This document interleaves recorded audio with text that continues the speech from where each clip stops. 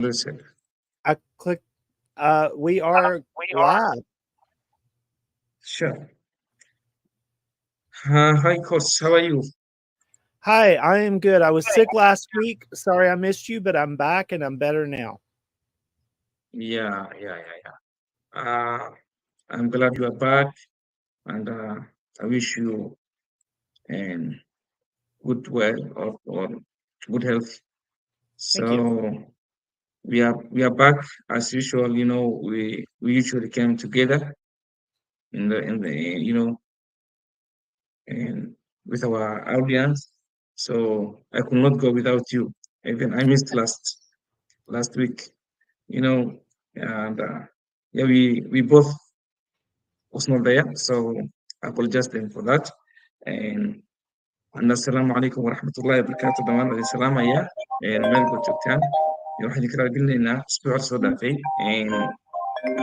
Waxay macallin mataqaana aan soo gelin live-ka saacada la soo dhaafay maxaa yeelay koorsa xoogaa yani iska caajisnaa anna sidoo kale dee asi hadda uu ka maqaya meesha waxa weeyaan dee waa inta badan su-aalaha waxay ku saabsan yihiin su-aalo oo iska abaalkii ahaayeen xagga sharciga waxaas ku saabsan soo keligeyga mataqaanaa inaan imaado xoogaa way iska adkeyd marka maantaan soo laabanay waa idin kala dignaynaa gabkan ugu dhacay maalinta miskaraynay so waa idin soo dhaweynayaa meel baad joogtiin soo dhawaada guys waxaan idin rajaynaynaa wada fiicantiin dhammaantiin meel baad joogtiinba. I see where President Biden is delivering remarks right now. Oh, right now? Yeah. I'm scared to know what he's talking about. I think he's talking about the Gaza or Palestine. About Israel and Palestine. Yeah. What I was thinking he might be talking about is this. And this is news I wanted to share with your audience today. Oh, all right. Okay. And this is concern about the border. Right. You can translate what I say. That's okay. Yeah. And so go ahead. Yeah. So on the White House website today, they have a fact sheet talking about new actions to secure the border. maanta saa ujeediinba xoogaa kadib madaxweynaha yani wuxuu bixin doonaa ama khudbadu soo jeedin doonaa wuxuu ka hadli doonaa waxyaabaha ku saabsan maxaa la jiray ama say u adkeyn lahaayeen xuduudahooda ama dadkan xuduudaha kasoo gala border kasoo gala si loo adkeyn lahaa waxaas uu ka hadli rabaa. So basically this new action is going to make it to where they can when there's a lot of people at the border, he can turn away people seeking asylum. So actionada ama waxyaaba ay qaadaan waxay noqon doontaa dadka mataqaana hadda kasoo galaya borderka oo qarsanaya ingelidonkii dadkaas ah yani dadkaas yani waxay u badan tahay dadkaas ku adkeeyo ama borderka laga xirto because already waxaa loo soo galay si aan caadi ahayn so waa concern meesha ka jira mataqaana taasoo rabaa inuu adkeeyo ama uu ka hadlo dadkan soo galootiga sharciga ahayna. Now, the strange thing is this proclamation does the same thing that a Trump proclamation did in 2017 that the courts said was not lawful. So Biden is trying to do something that the courts told Trump that he could not do. sidoo kale wuxuu rabaa inuu sameeyo wax xitaa maxkamadda ay ka diiday Trump oo dhahday wax sharci ah maahan asir marka wixii uu rabaa inuu soo celiyo wax aan lawful ah yani oo sharci aan ahayn so maxkamadiiba ka diiday Trump waagii uu joogay so asina isla tii uu soo celiyey marka. What is this crazy guy talking about here? Yeah. Oh, he hasn't started talking yet. See, I think I think he's probably going to be talking about this. But well, I'm not going to wait for him. We have other things to talk about. Yeah. You're not going to wait for him. So we'll go.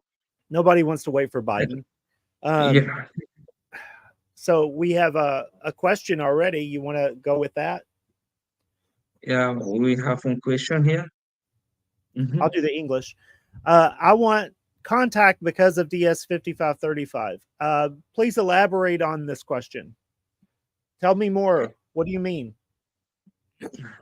And فضلا إسلام أحمد مرزك waxaan rajaynaynaa inaad mataqaanaa su-aashan si faahfaahsan aad og hadashid waxaad kula jeedid nala faahsiisid so So I'll talk a little bit about the DS 5535. So what mhm. this is a form that consular officers give visa applicants after they attend interview and they are refused. waxaadis waxaan ka hadli doonaa wadaaya course Morrison DS5535 waxa loola jeedo waxa weeyaan form ama warqad laga codsado inay soo buuxiyaan qofku markuu interviewga maro kadib inuu soo buuxiyo laga codsadaa ama inuu soo gudbiyo su-aalahaas mataqaan ama uu kasoo jawaabo su-aalo weeyaan so su-aalahaas laga codsadaa qofka inuu kasoo jawaabo interviewga kadib So it's administrative processing is what it's called sometimes.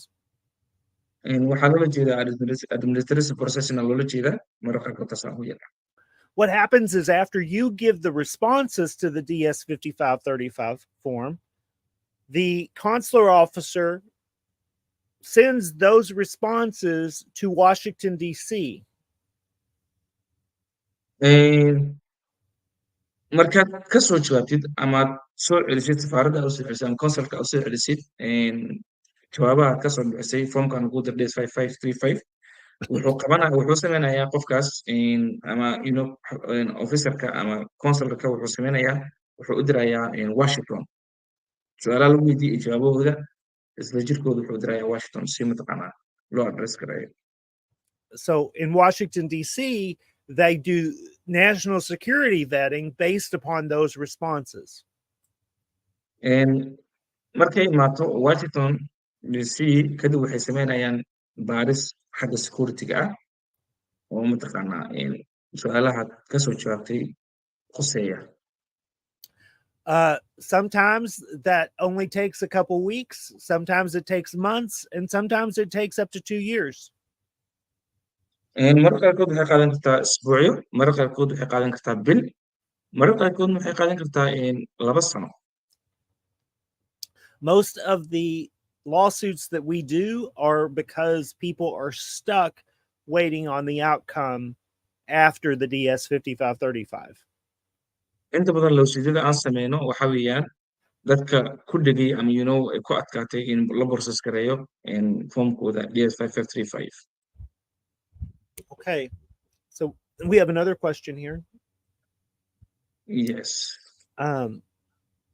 Curtis, what are the expectation results from the mandamus lawsuit? Zakaria Ahmed wuxuu weydiiyey course maxay tahay waxa mataqaanaa expectationka ama laga rajeynayo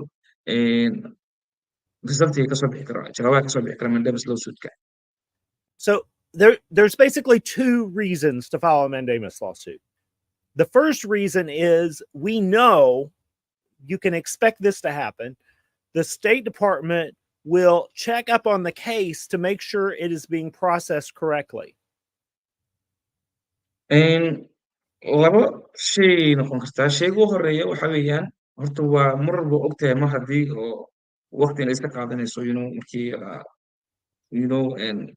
interview amarti kadib haddii waxa dhaqsi lagu daawicin like waxaan ka hadalnay formkan isku diray DS5535 waa daahday so wuxuu ka saacidayaa marka hore inay state departmentiga ay process gareeyaan keeskaaga inay dib soo u raadiyaan kaasoo kees meel u jaala xataa lama garanayo mar haddii oo ab isaga jiro oo iska keeska waa in dib loo fiiriya marka hore dib loo raacaa This has a lot of value because often the State Department makes mistakes. tani waxay leedahay qiimo badan si markaas mataqaanaa states qofka keeskiisa state department markay checkup ku sameysan la update gareeyo because of mar asi arkaysa dad keeskooda loo update gareyn iska taagan stateskooda meeshay taagan So the second goal of a mandamus lawsuit, the second thing that we can expect, we hope, We cannot guarantee, but we hope that the lawsuit causes the final adjudication to come sooner than it would have normally. Guarantee maaha midabeen waa guarantee laakiin waxaan rajaynaynaa lawsuitka inta badan normally waxa dhaca waxay tahay in mataqaana qofka xukun ama yani loo sameeyo ugu dambeeyey taasna waxay noqonaysaa in PC loo daawaco xukun cadaalad loo sameeyo oo mataqaana uu ku helataa within mataqaana intuu socdo dacwadan mandamus lawsuitka ah so haddii waqtigii waxaan waqtigu leeyahay inta lagu gudi jiro way dhici kartaa in mataqaana lagu daawaco ama in maxkamaddii ka dacwota laisla gaaro marka labadaas bay noqon kartaa. Okay, we're getting a lot of questions now. Yeah. Islam says, I need to file a case, please, Cairo. I don't know what your visa category is, Islam. I don't know. Reach out to me or Abdullahi directly if you are interested in a mandamus lawsuit. Yeah, Islam nala soo xiriir si aan u fahanno su-aashaada haddaa u baahan tahay maxaa la jiray inaad wax ka falgaraysid mataqaana safaaradda ku qoran tahay si toos nala soo xiriir si mataqaana aan kula shaqeyno ama aan ku fahansiino. Yeah. Okay, and then finally, questions in Somali. Yeah, Walid Salame, these are greeting. Oh, we greet you too. Juan Edin Assalami. Okay. Yeah. And here's another one. maxaa tala isiin lahayd anna wareysiga marin waxaan ahay DV. Like what are you gonna advice are you gonna give me before I do my interview? I'm a DV selectee. You're a DV selectee for what year? 2024? sanadkee tahay qofka Soomaaliya ugu qoran tahay ama 2024 tahay ama 2025 tahay? Yeah. So our recommendation is that people hire us when they find out that they are selected and have us help the entire process, preparing the DS-260 and choosing the interview location that's done then. What I see instead, though, is DVs wait until they are already trapped into a situation that we can't help them, and they contact me in August and September every year. That's very frustrating for us because it's too late. It's too late for us to help in August or September. Sure. waxaan soo jeedinayna waxay tahay aan ku soo jeedinayna waxay tahay qofka waxaa ku habboon marka u horeysa inuu mataqaana uu DV hadduu yahay oo blogigu mataqaana uu ka bilaabo inuu loo qabsado oo loo buuxiyo wixii si right loogu dhameeyo DS-260 iyo wixii la halmaala si mataqaana hadhowdii wax walbo igu isku qaatoosan aa u tagtay safaaradda keeskaagana loo gacanta uu ku hayo laakiin mar haddii dhacdo waqtigoo mataqaana tegey keeskaaga laga yaab qaldaad badan inaad samaysay ama waxyaaba badan aad qalatay dib noola soo xiriirta anagu waxay noqonaysaa chargeskan wuu kugu badanayaa hadhowdii qiimaha lagugu shaqeyn doono iyo maxaa la jira keeskaaga mar wuxuu gaari karaa meel wax looga qabanin oo iska wax kala noqda so recommendationkaas aan ku siinaa before mataqaana interviewga inaad mataqaana lawyer la xiriirid oo mataqaana hire galistay. Okay.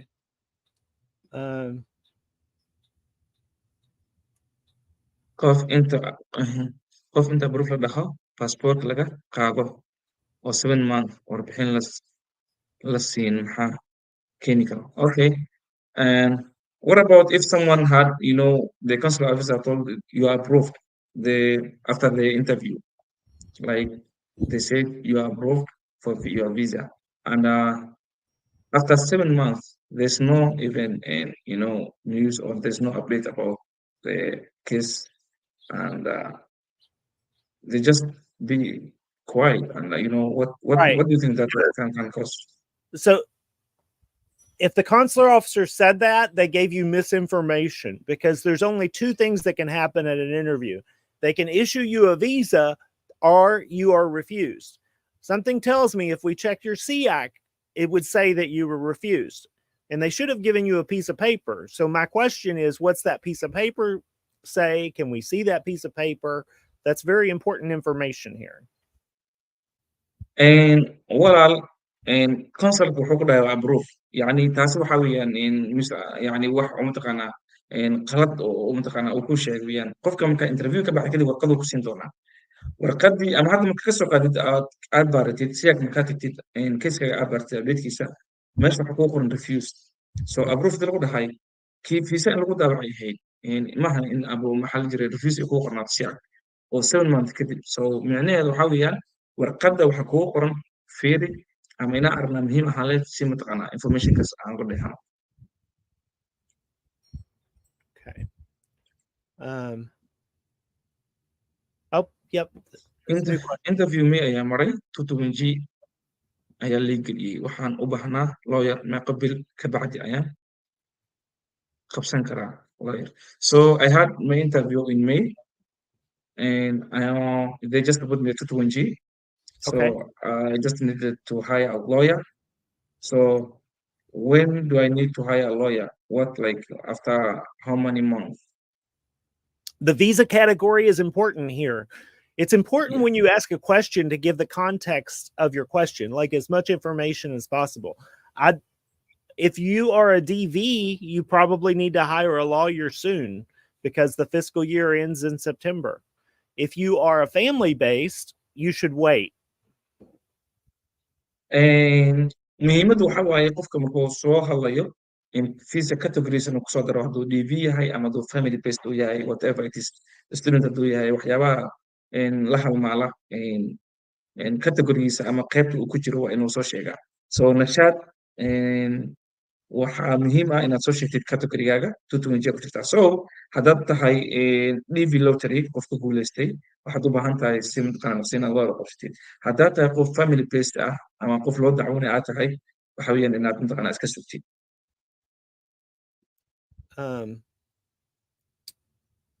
so this is Islam and I think he's not Somali he didn't understand Somali either Right. So he speaks Arabic so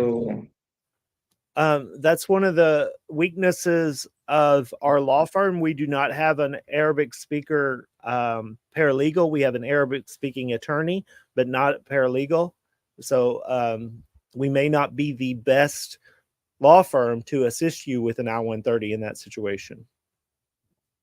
Yeah.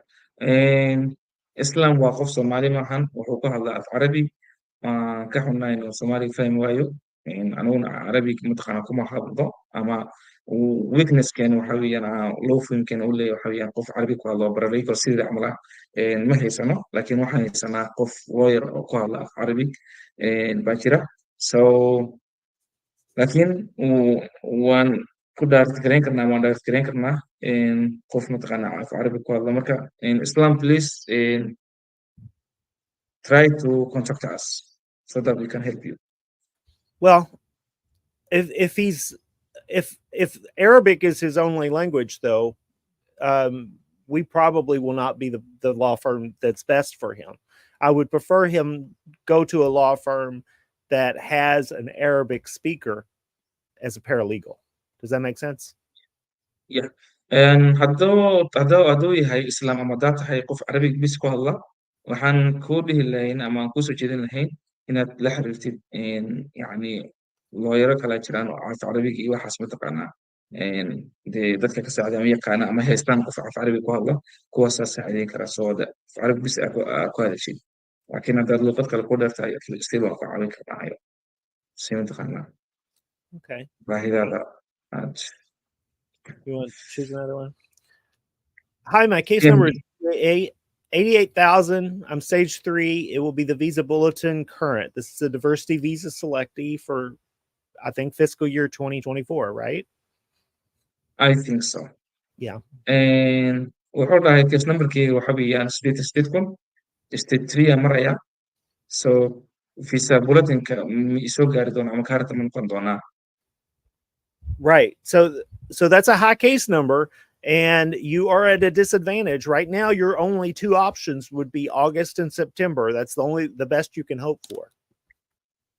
case number waa case number aad u weyn sideedkuna waa case number waa yani iska fog weeyaan laakiin chanceka haystid waxa weeyaan ama aad ku noqotid current ama visa yani ama balan lagu qabto waxa weeyaan waa August iyo September keliya so waa chance aad u hooseeya.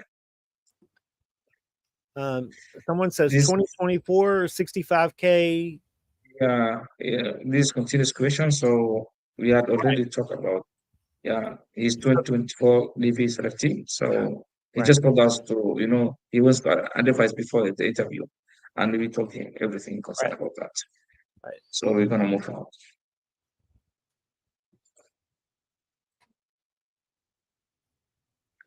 And Mumtaz Hange hal bil ayaan lawyer AB ku jiraa lawyer ma qabsan karaa and please visa category-gaaga soo sheeg family based miyaa tahay or DV select yaa tahay so let's know what's your maxaa la jiray visa category so that we can answer your question. And Mumtaz said that I'm AP for 1 month so can I hire a lawyer so we never know. Right. We need to know the visa category. Right. Yeah. So let's get the visa category. Mumtaz visa category guy no soo sheeg kadib waan ka hadli karnaa. Thanks, Curtis. I understand results. So what is success rate of mandamus lawsuit? wuxuu dhahay waad maasan tahay cars waan fahmay resultiga laakiin successka rateka oo mandamus lawsuit muxuu yahay yani ilaa iyo xagee la eg yahay inuu guuleysto lawsuitka. Okay, to measure a success rate, we would have to know when the visa would have been adjudicated. First of all, the goal is to accelerate the visa adjudication. Horta goolka laga leeyahay mandamus lawsuit waxa weeyaan in mataqaanaa lagu socodsiiyo ama mataqaanaa go-aan looga gaaro keeskaaga ama cadaalad uu ku helo. To know if we have success, we would need to know when it would have been adjudicated anyway, organically, normally. Come again? To know whether or not we had success, we would need to know when the visa adjudication would have been adjudicated, when it would have happened, when the visa decision would have come without the lawsuit. We would need that information. waxaan u baahanaa inaan information ka helno maxaa la jiray waqtiga u dhexeeya qofka xataa waqtiga lagu qiiminaya qofka yani haddaad qabsatid ama dowladdu waxay kaala doodi kartaa waa waqti mar walba so waxaad u baahan tahay inaad mataqaanaa warbixin ka bixisid horta video timekii ama inta u dhexeysay inta mataqaanaa go-aan lagaa gaaray ama inta go-aan lagaa gaaray kahor fiisaha yani waxaa jira xilliga interviewga marta camal so waxaa lagu qiyaasaa ama ku doodi kartaa daahitaan waa waxaan mandamus lawsuit waxa u qabsanaysaa delay for no reason so marka waa inaad mataqaanaa horta I need 2 dates to measure the success rate. And I only have the one. I only have like when we have visa is issued during litigation. I know that, but I don't know that one date when it would have hypothetically happened anyway. I don't know that. keliya hadda waxaan ku dhihi karaa waxa weeyaan aan ku sheegi karaa in maalmaha ka mid ah fiisa lagu daabacayo taas baan ku siin karaa laakiin ma ku dhihi karo rate oo baalkii oo maalin hebel lagu daabacayo fiisa laguma dhihi karo taasi ma naqaano. So I do not know how to measure a success rate. When attorneys are measuring success rate, I'm skeptical. I don't know how they're doing that. markii qof lawyer uu ku qiyaasayo maxaa la dhihi jiray rateka successka inuu noqon karo in kale taasi waa mid mataqaanaa ahad baalkii waa marka ma aqaan anigu success rate waxa la hayo yani laakiin fiisa inagu daawacayaan naqaanaa oo aan sugaynaa ama aa jirto so laakiin ku dhihi karno maali hebel exactly maali hebel lagu daawacayaa ma jirto rate waxaas aan ku qiyaasi karno. Okay. midda kale July ma qabsan karaa lawyer. Can I hire a lawyer in the month of July? But we don't know your visa category. Please, Mumtaz, if you hearing us, please let's know your visa category. If you are DV selectee 2024, I think that time will be too late. Well, I think so. I think what I think we may try it. I don't know yet. I have not decided because it's going to come with a big disclosure that says the odds are against you. If we Yeah. take on a And DV 2024 selectee in July, we're going to have to disclose the odds are against you.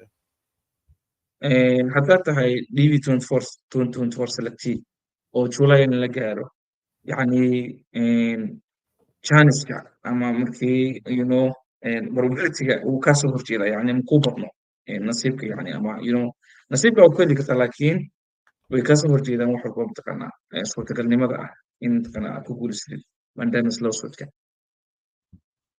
Okay. Goormee waaye case number 103? When is what I didn't understand this question. Goormee waaye case number 103? And Yeah. when is like case number and 103K? So we don't know. I think she means that and If you when are we become the 2024, feasibility, and I think so. She's right. talking If about you the are feasibility. 2024, the odds are against you. That case is not current. The best chance would be current for August or September, but things do not look good for you. Horta uma eko xaaladda inay ku fiicanta qof 103 ah inuu gaari doono idan sidoo kale chance uu kasoo horjeedaa aad ku gaari kartid marka waxay noqon kartaa haddii lacala la gaarayana dee labada bilood ugu dambeyso so qofkaas dee lacala kaalid laga dhiga xataa interviews oo kale aadama adagta mar marka xaaladda ku muuqan qof ah waxaan lee jiray 103 okay.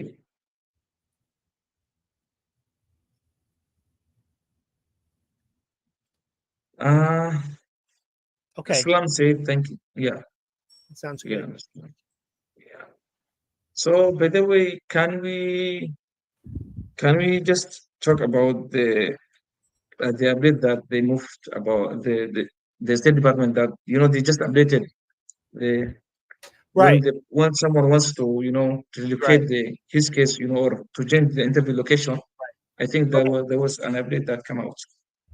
So I found in the Foreign Affairs Manual in the State Department rules that they have changed their policy slightly on how to change an interview location.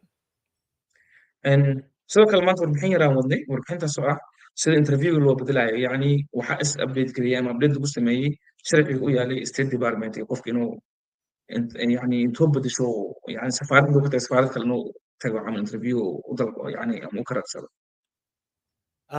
The DV influencer Britt Simon is very optimistic about what these changes mean.